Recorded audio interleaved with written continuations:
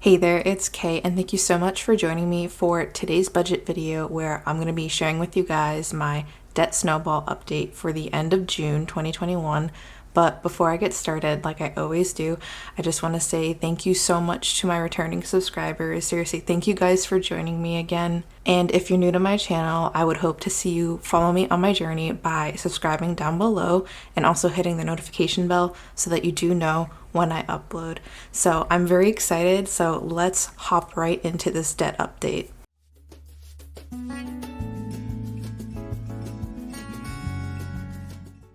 Alright, so it is finally time for my favorite part of the month, closing out my debt tracker and doing the end of month debt payoff update.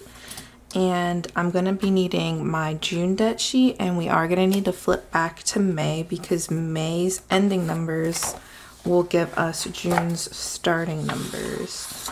So I'm going to pull this aside and I'm going to grab the numbers off of here to use here. And I'm going to start by writing down all of my debts. So I have my outstanding tuition for my old university, and I have my student loans, which are through Nelnet.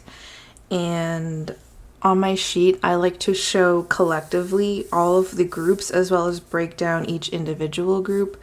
So I'm going to be doing that here as well. But there is no more A because I paid off A in May.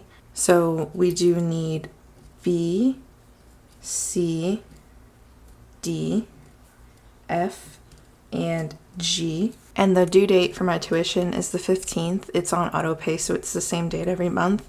And my student loans are still on deferment, so there is no current due date. The minimum payment on my tuition is $50, and I pay $50 on auto pay. I don't pay anything more than that.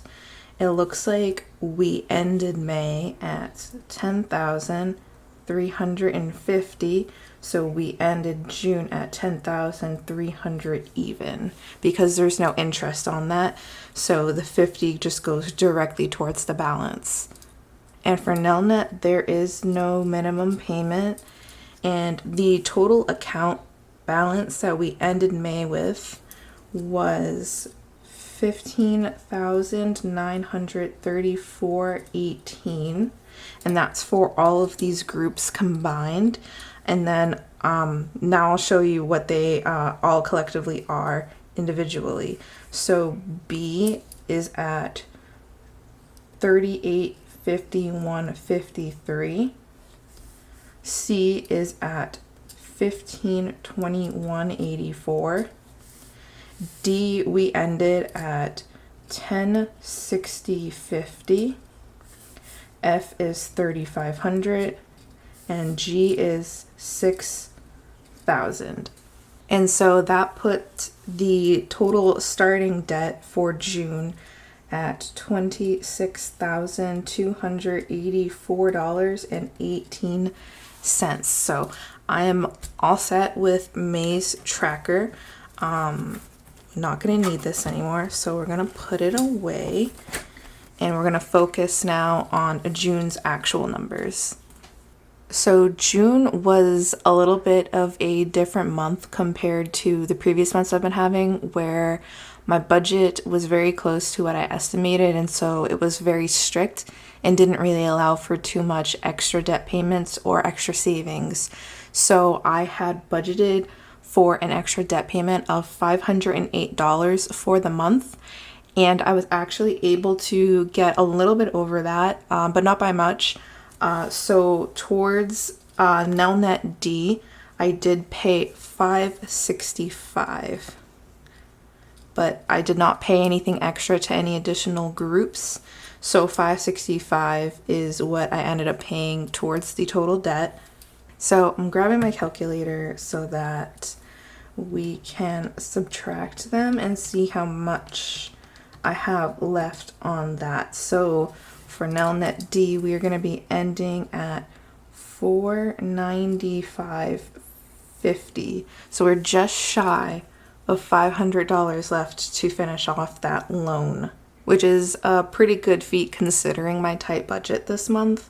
I've paid off a little more than half of what the outstanding balance was at the beginning of the month.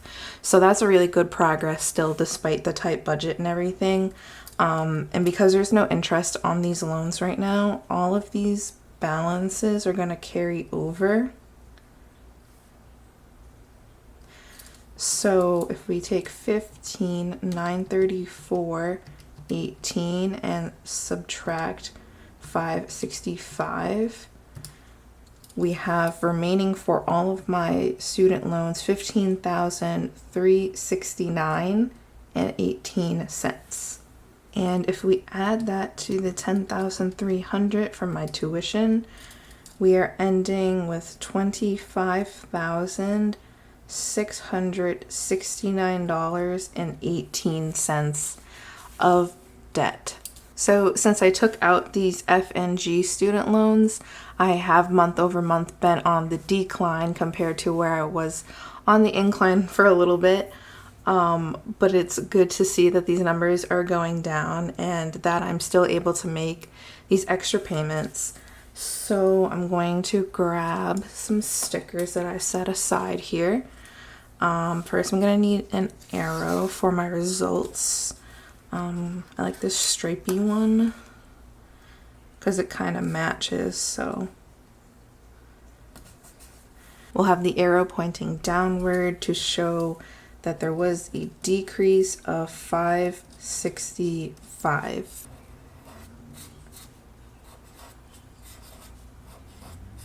There, I added a marker so it stands out a little bit more. And now let's finish up by taking a moment to look forward and draft a payoff plan for the next couple of months. And so looking forward for July and August, I know July's income is going to be a lot higher than June's income was because I have a lot of expenses that were backed up that are going to be coming to me.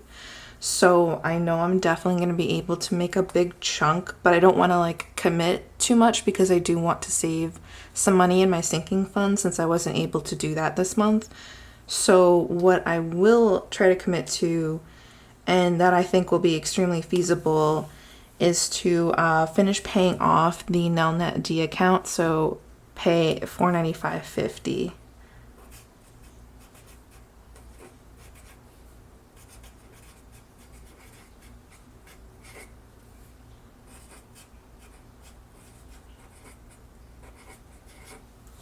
And then looking forward to August, after I pay off D, my next smallest loan group will be C, because I'm following the snowball method, so I'm paying them off in order of smallest balance to largest balance.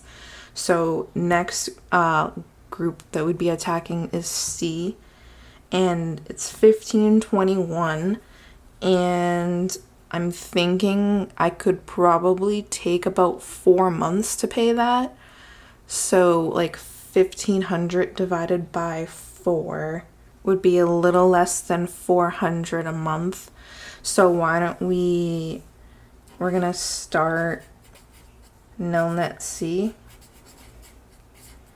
and probably be about $350 extra towards that payment.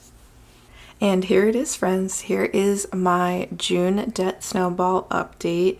Finally, and I do have to say I almost think it went as smoothly and simply as my paycheck budgets for the month.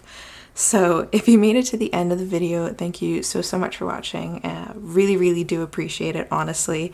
And if you're not already subscribed to my channel, be sure to do so down below because it's free and it really helps me out. Also really helps me out if you leave a like and comment down below. So I hope to see you down in the comments, and I hope to see you in the next video. Peace out.